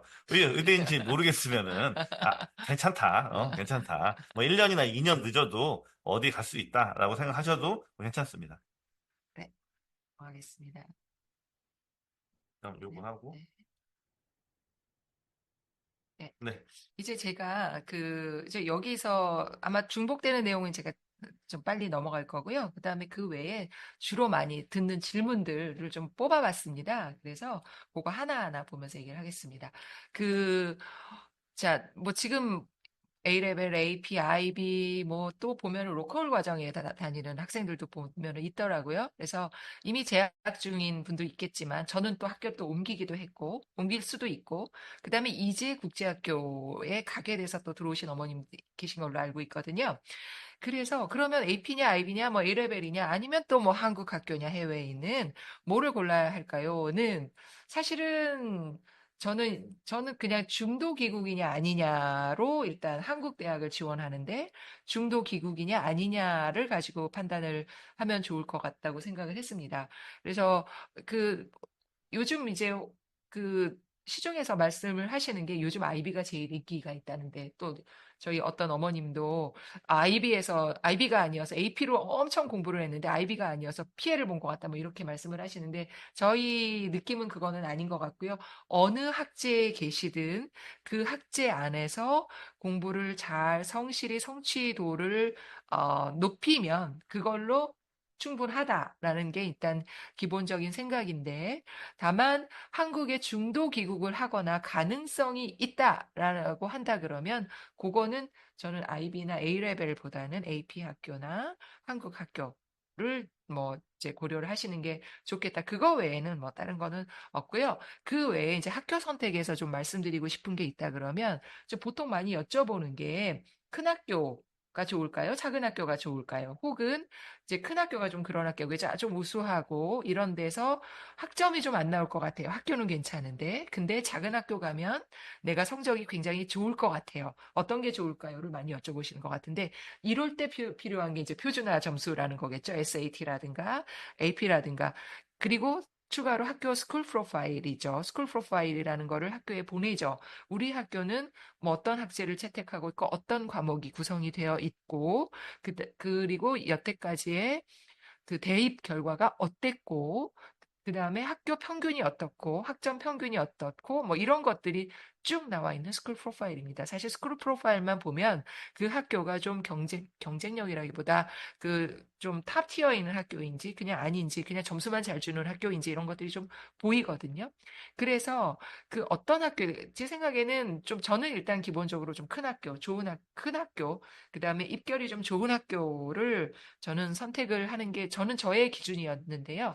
근데 작은 학교에서 성적이 좋아도 그 학교가 아까 폴쌤이 처음에 말씀하셨는데 그 학교에서 자기가 어떤 프론티어 같은 거죠. 그렇죠. 내가 이 학교 우리 그때 그 다트머스 간 친구처럼 그 학교 뭐 몇 명 안 돼도 내가 거기서 계속 앞서가는 거 만들어가고 점수 잘 받고 학교 당연히 학점 좋겠지만 그 학점만으로는 이 학교 학생의 어떤 점수를 신뢰할 수 없지만 이 학생의 SAT 스코어라든가 AP 점수, 학교 AP 점수 플러스 본인이 한 점수 그러고 어떤 본인이 역량을 쌓아온 것들이 에세이에 잘 드러나 있고 그런 걸 봤을 때 아, 이 학생은 정말 우수한 학생이구나라고 판단을 할 수 있거든요. 다만 좀 제가 큰 학교를 선택한 그런데 그 학생의 어머님은 좀 힘드셨을 거예요. 왜냐하면 학생 알아서 셀프 스터디 시키고 학원 알아보고 뭐 이러셔야 됐기 때문에 근데 저는 조금 게을러서 큰 학교 가면 일단 커리큘럼은 잘 짜여 있고 학교 안에서 할 수 있기 때문에 저는 뭐 그런 거 있었는데 학교 상황에 맞춰서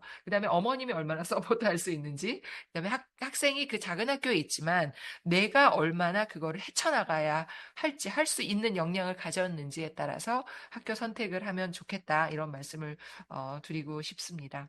그리고 한국 대학이냐? 좀, 네, 요거 빨리 진행한 다음에 개별 질문도 뭐 네, 네, 받을 네, 수 있으면 받기 네, 때문에 네, 네, 좀 빨리 그냥 네, 가시죠. 네, 네, 네, 그래서 혹시나 뭐 지금 학부모님 중에서 저희 뭐 이제 저희가 그런 뭐 학년별 로드맵처럼 해 놓은 것을 이제 이해하는 게 되게 뭐 중요한 거고요. 근데 그러려면 그 학교 각자 사정이나 뭐 이런 거랑 그거에 따라 다른 거니까 만약에 뭐 질문 있으시면 여기 카톡으로 남겨주시면 저희가 이제 뭐 아마 준비한 것들 끝나고 뭐 몇 개 정도 질문을 받은 다음에 나머지는 뭐 아마 뭐 개별 상담을 가능하도록 하면은 해가지고 그렇게 해드릴 테니까요. 뭐 일단 뭐 궁금한 거 있으시면 여기다 질문하셔도 괜찮을 것 같습니다. 네, 이런 얘기 좋아요. 학원에서 들을 수 없는 질문 남겨주시면 네. 너무 좋은데요, 이런 피드백.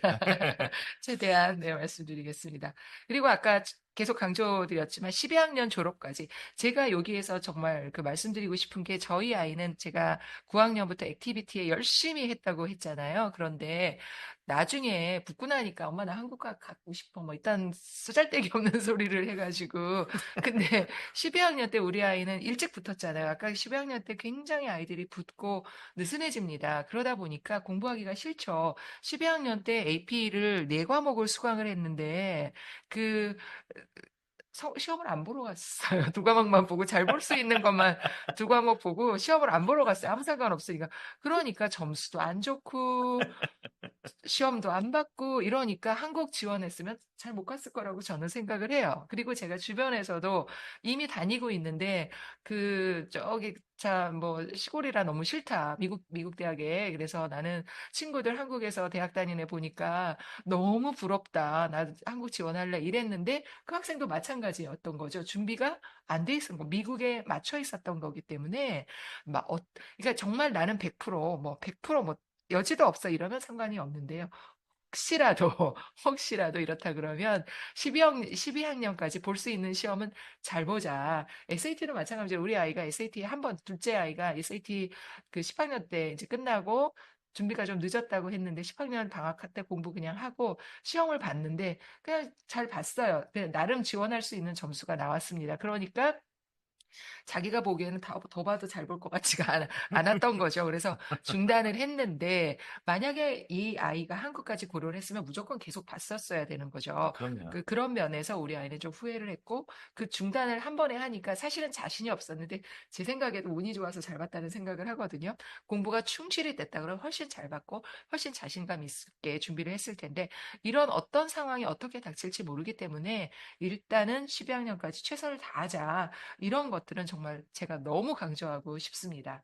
그리고 AP는 몇 과목이나 이런 것들은 아까 했으니까 그냥 넘어가겠습니다. 네네. 시간이. 그러면 아까 그 방금 나왔던 그 SAT 관련돼 가지고 그 네, 한국대학 관련돼 가지고 네, 이제 한국대학 같은 경우에서는 결국은 뭐 그게 10학년 때 점수가 나오든 12학년 때 점수가 나오든 그냥 고득점이 있으면 되는 건데 그 뭐 결국은 이제 뭐 합격증이 나와봐야 이제 끝난다는 말씀을 드리고 싶은데 그 예를 들면 작년 같은 경우에서는 그러니까 23년도 이제 3월부터 6월이 DSAT가 처음으로 이제 처음으로 이제 시행이 됐는데 얘네들이 이제 처음으로 시행되는데 점수를 안 주면 사람들이 SAT 안 하고 ACT로 넘어가니까 이때 그 점수를 그러니까 기존 페이퍼보다 50점을 더 준 거예요. 그래서 뭐 DSAT 이때는데 야 너 좀 시험 봐라.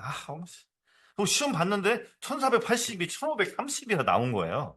그래가지고 그 이제 23년도 입시한 그 한국 학생들에서 1500대가 엄청 많거든요. 1530 이거 되게 많은데 알고 보면 그 DSAT를 그냥 봤는데 거기서 대박 나가지고 하는 게 이제 많이 있는데 또 지금 같은 경우에서는 또 내년도는 어떻게 될지 모릅니다. 지금 같은 경우에서는 칼리지보드가 이게 왜 그런지 모르겠는데 지금 뭐 영어가 이제 54문, 27문제씩 54문제가 있으면 한 두 문제에서 네 문제는 거의 뭐 그냥 똑같이 나온다고 보시면 되고 뭐 또 나머지 문제들도 좀 유사하게는 나오거든요. 그러니까 어디서 본 듯하게 나와서 더 이상 와, 엄청 어려운 문제가 왜 나오지? 막 이런 게 이제 전혀 없어요. 그래가지고 요즘에도 사실 DSAT도 학생들이 이제 처음 뭐 최근에 뭐 여름 공부하고 봤을 때는 아우 선생님 너무 어려워요 막 그러더니 지금 두세 번 보니까 애들이 아니 뭐 모의고사랑 똑같네요 뭐 근데 저 점수 뭐 이번에 뭐 몇 점 더 나왔다 그래서 12월도 보겠다 뭐 이런 경우들이 많이 있거든요. 근데 그래서 제가 드리고 싶은 말씀은 입시라는 게 뭐 하여튼 우리 생각대로 모든 게 논리적으로 흐르지 않고 그 우연적인 요소들도 많이 있기 때문에 그냥 최선을 다하는 게 그냥 중요한 거고 혹시 이 중에서 지금 뭐 12학년이나 11학년 자녀를 둔 부모님 계시면 제 생각에는 제 생각에 뭐 24년도까지는 24년도에 ACT가 또 바뀌거든요. 그렇기 때문에 칼리지 보드가 쉬운 기조를 유지해야지만 자기네들이 사람들이 지금 ACT를 안 넘어가기 때문에 내년도까지 될 것 같긴 한데 현재 이 12월 달에 그 SAT는 사실상 그 기존에 이제 그 기출문제 같은 것들을 공부를 충분히 하면 똑같이 나온다는 말이 절대 아니라 그냥 그 문제를 봤을 때 되게 좀 너무 어렵다라는 느낌은 더 이상 들지 않고 기존에 그 봤던 그런 난이도 정도로 나오기 때문에 뭐 시험 볼 사람들은 12월에 보는 걸 추천을 드린다는 말씀을 뭐 드리도록 하겠습니다. 네, 그리고 어린 학생들 같으면 이제 SAT를 먼저 할까, 토플 먼저 할까도 많이 여쭤보시는데요. 토플은 그냥 영어를 잘하노, 못하노 이런 거를 보는 시험이니까 영어를 좀 한다, 공부를 영어권에서 오래 공부를 했다 이러면 SAT 먼저 하는 게 맞고, 토플은 이제 간지 얼마 안 됐는데 영어가 좀 부족하다 이러면 토플을 해서 나중에 시험 볼 때, 그 지원할 때 토플 점수를 받아서 내는 형태로 이해를 하시면 되겠고요. 영어가 된다 그러면 SAT를 일단 먼저 하는 걸 추천을 드리는데 저는 한 8학년, 9학년 돼서 영어가 좀 된다 그러면 SAT 모의고사를 한번 저희 뭐 학원에서도 모의고사 보내주고 있는 걸로 아는데 아니면 컬리지 보드에도 모의고사 있고 칸 아카데미에도 있습니다. 내가 그 맵 테스트하고 좀 연관이 되는 부분이죠. PSAT와도 연관이 되고 그 모의고사를 봐서 내 아이의 그 실력이 어느 정도 선에 있는지를 좀 가늠해 보는 그런 척도로 한번 삼아 보시면 좋을 것 같아요. 그래서 막상 이렇게 우리 작은 아이도 자신 있다고 했지만 실제로 보면 그렇게 안 자신 있는 애들이 많거든요. 그래서 뒤늦게 시작했다가 뭐 망한다기보다도 이제 좀 당황스러운 경우가 많기 때문에 적어도 뭐 모의 테스트는 쉽게 볼 수 있으니까 모의 테스트를 보고 내 아이의 현재 위치가 어디쯤이냐 이런 것들은 좀 미리미리 파악해 두시고 그거에 따라서 다시 한번 SAT에 대한 어떤 학업 계획이라든가 전반적인 로드맵을 좀 정립하는 그런 계기로 좀 삼으시면 좋을 것 같습니다. 자, 경시 수학은 이제 뭐 어머님들 많이 준비하시는 뭐 AMC 네, 말씀. 네. 경시 수학은 그 맵 테스트라고 있거든요. 아마 지금 계신 분들 중에서 아마 한 40% 정도 학부모님들이 이제 아이들한테 그 주고 있을 텐데 맵 테스트 점수 중에서 수학 점수가 있는데 만약에 지금 뭐 한 8학년 기준으로 한 270, 60, 70 이렇게 나오면 그런 애들은 경시 수학 대상인 것 같고요. 그렇지 않으면 그냥 그 한국 수학 선행을 시키시죠. 이렇게 정리를 하면 될 것 같아요. 네네네. 자, 그리고 이제 제가 늘 강조하는 거 믿지 말자. 아, 네, 띠리띠. 중요합니다. 중요합니다. 제가 이제 학부모님들이었는데 제가 그러니까 서두에 이제 어머님들 잘 안 들리실 때 떠들었던 얘기가 그 제가 뭘 물어봐도 엄마들이 절대 대답을 안 해주더라고요. 뭐 저도 대답을 잘해준 건 아니지만 중요한 건 쏙 빼요.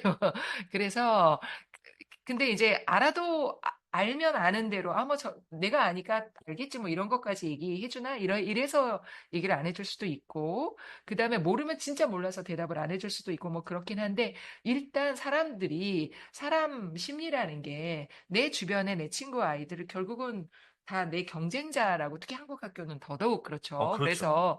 그래서 당연히 그거는 뭐 나쁘다는 게 아니라 그래서 그 학부모님들이 하는 얘기를 이제 뭐 귀담아 듣지 뭐 들을 건 듣지만 좀 믿지 말고 내가 공부 안 했어 하나도 안 했어 셀프로 다 하고 알고 봤더니 셀프로 다 하고 뭐 이거저거 다 했는데 안 한다라는 거라든가 뭐 당연히 그러겠지만 그래서 내가 정보를 찾아내는 거 모르면 뭐 저희 학원에도 연락 주시면 답변 드리지만 찾아내서 사실 설명돼 있는 거 모르고 그 남의 케이스가 내 케이스 폴세 말씀하셨지만 될 수 있는 게 절대 아니거든요. 그러니까 일단 내 어머님의 내 아이를 잘 아는 어머님 판단, 아버님 판단으로 우리 아이의 학업 계획을 세우자. 이게 제일 중요하고요.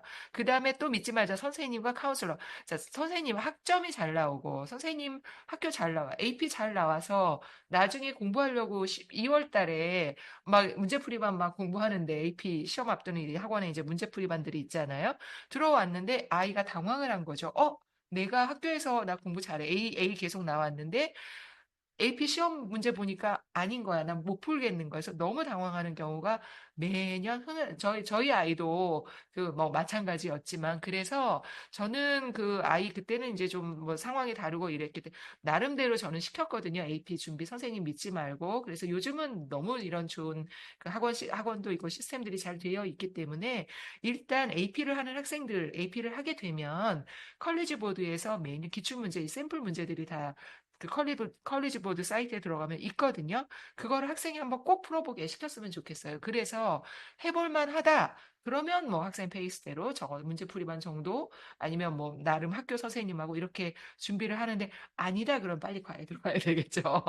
그래서 그런 나중에 AP를 수강할 때 학교에서 할 때 그럴 때는 그 어머님들이 한번 그 신경을 한번 좀 체크를 하자. 그다음에 카운슬러도 그 제가 아까 영국 예를 들어서 영국 대학 지원할 때 10월 유카스 10월 15일 마감은 오캠하고 메디슨 쪽, 그다음에 덴티스트리 쪽 이쪽이 포함되면 그때 무조건 10월까지 지원을 해야 됩니다. 근데 어느 인터내셔널 스쿨 카운슬러 선생님이 그때가 10월 16일이었나요? 뭐 그쯤이었는데 아, 너 공부 잘하니까 한번 영국 의대 지원해봐. 이래가지고 물어보는 거죠. 카운슬러 맞냐고요. 그리고 어떤 카운슬러들은 야 SAT 2년 유효해. 그 너 아, 10학년 때 본 거 그거 너 못 내. 뭐 이런 카운슬러도 있더라고요. 참.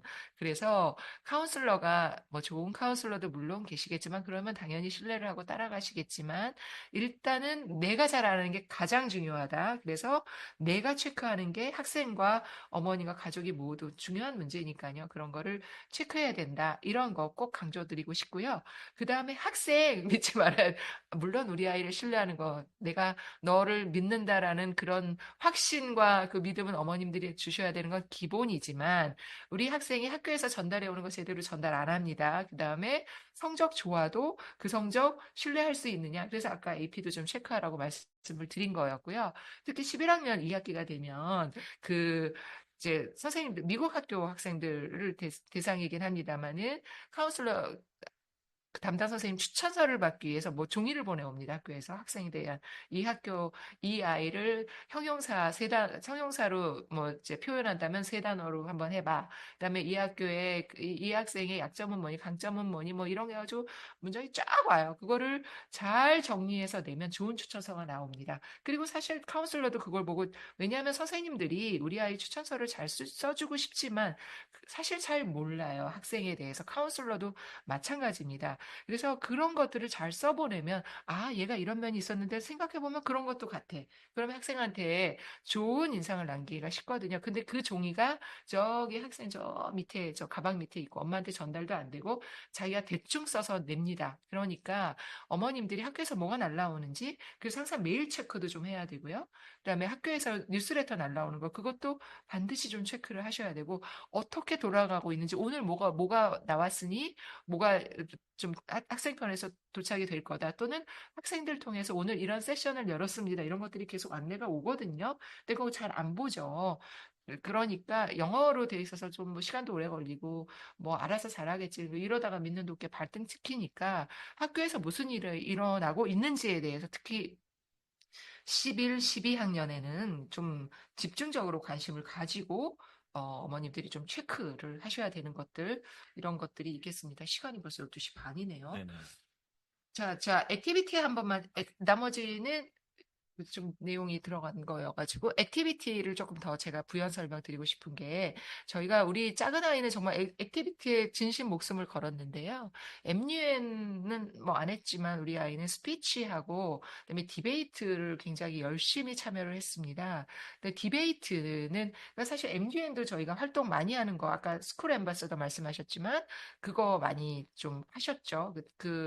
근데 MUN 같으면 디베이트요. 디베이트를 위해서 그러니까 남들 다 하는 거 뭐 그거 뭐 해서 도움이 될란가 뭐 이렇게 말씀하시는 분도 계시나 저는 디베이트를 통해서 우리 아이가 굉장히 많이 성장을 했다고 생각을 하거든요.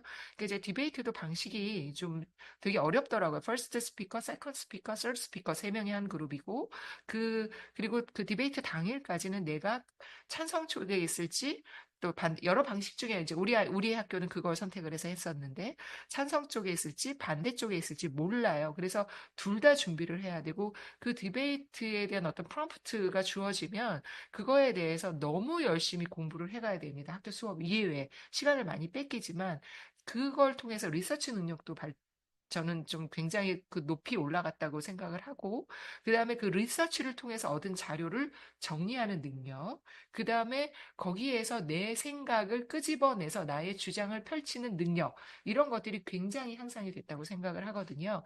그래서 다 디베이트를 하시라는 말씀은 아니고, 어떤 액티비티든 그 액티비티를 통해서 학생이 쭉 성장할 수 있는 역량은 모든 그 액티비티는 다 있다고 생각이 들고 거기서 무엇을 끄집어내서 에세이에 쓸 것이냐, 학업 계획서에, 활동 내역서에 쓸 것이냐가 달라지는 부분이죠. 한국 입시에서도 상당히 그런 그 액티비티가 중요하잖아요. 그 내용, 같은 디베이트, 같은 MUN, 같은 뭐라도 그 내용에 담기는 것들은 다 다를 수 있습니다. 그래서 그 액티비티를 하나 할 때 그냥 하지 마시고 학생이 거기에서 배울 수 있는 점, 나중에 이거 생각나는데 나중에 이거 저 지원할 때 써먹어야지 하는 거 또 까먹을 수 있으니까 항상 내 액티비티 내용에서 중요한 것들, 얻은 것들, 깨달은 점들은 좀 정리하는 그런 습관을 좀 가지면 굉장히 중요할 것 같다 이런 생각이 좀 듭니다. 네네. 자, 감사합니다. 그래서 그 나머지들은 저희가 다룬 거기 때문에, 어, 지금 질문 나온 거 한두 개 코멘트 짧게 하고, 그 다음에 뭐 저희도 나머지 말씀을 드리면, 그 일단 질문 중에서 이제 IB 학교고 11학년 1학기를 마치고 아마 고3 1학기로 갈 거기 때문에 IB DP, 디플로마를 해야 되냐, 설티를 해야 되냐는 질문을 하셨는데요. 해야죠. 썰티는 어차피 시험을 안 보기 때문에 디플로마를 하고 있다까지만 하는 걸로 내는 거니까 썰티를 할 근데 한 학기 하고 가시는 건데, 한 학기구나. 네네, 한 학기 하고 가시는 건데, 점 문제가 있군요. 근데 그냥 이렇게 보시면 될 것 같아요. 그냥 그 학교에서는 우리 아이의 고 2학년 성적을 그냥 받아오는 거다라고 생각을 해주시고, 그 다음에 AP로 이제 아마 뭐 칼비씨도 하셔야 되고, 뭐 과학 과목이든 아마 이콘이든 이런 것들을 하실 텐데, 그 과목으로 AP 할 공부를 그냥 IB로 한 학기 하다가 온다라고 생각을 하시면 전 좋을 것 네, 그게 같거든요. 좋겠습니다. 11학년 1학기이기 때문에. 네네. 네네네. 왜냐하면 이제 뭐, 그림을 그려보면 아이가 되게 바쁠 텐데, 이제 해외에서 뭐 최대한 뭐 점수를 따보겠지만 점수를 다 못 따면 한국에 1월에 오자마자 뭐 2월에 토플 보고 3월에 SAT 봐가지고 1,500을 넘긴 다음에 5월에 저기 뭐야 AP를 아마 이제 뭐 칼 BC도 봐야 되고 뭐 이콘 두 과목에 뭐 또 과학 전공이면은 캔바이오 뭐 이런 걸 봐야 되거든요. 엄청 바쁘거든요. 그렇기 때문에 그 입시는 지금부터 시작됐다고 생각을 하시고 이제 그 11학년 1학기는 그냥 듣는 과목 점수 잘 받고 그 엄청 빡셀 고3 생활 그 시기를 그때부터 준비한다라고 하시면 될 것 같고 그냥 뭐 그러니까 디플로마 하다가 올 수도 있고 설티 하다가 올 수도 있는데 뭐 그냥 말씀은 그냥 DP를 신청을 하도 무슨 뭐 카스라든지 이런 것들 거의 할 게 별로 맞아요. 없는 네네. 거잖아요. 11학년 1학기이기 때문에, 네. 네네. 아이비로 그 시간 잡아먹는 시간들을 별로 상관없는 시간에 오시기 때문에 그냥 그거는 DP를 일단 그냥 더 추천드린다라고 말씀드릴 수 있을 것 같고요. 지금 마지막 그 이벤트, 아, 이벤트까지, 그거? 그거 먼저 드려야 돼. 그 다음에 아, 지급받는 게.